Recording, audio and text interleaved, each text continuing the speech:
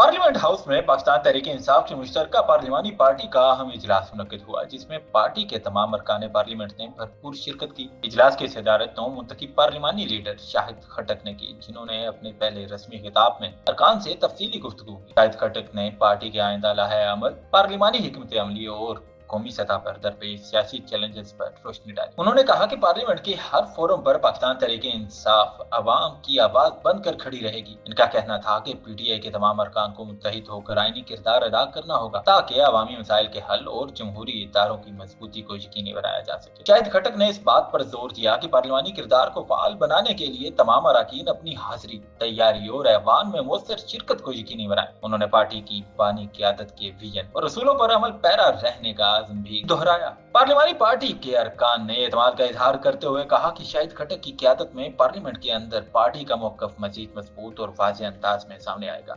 इजलास के इख्तिताम पर मुल्की सियासी सूरत हाल, कानून साजी और जारी पार्लिमानी मामलात पर मज़ीद मुशावरत भी की गई।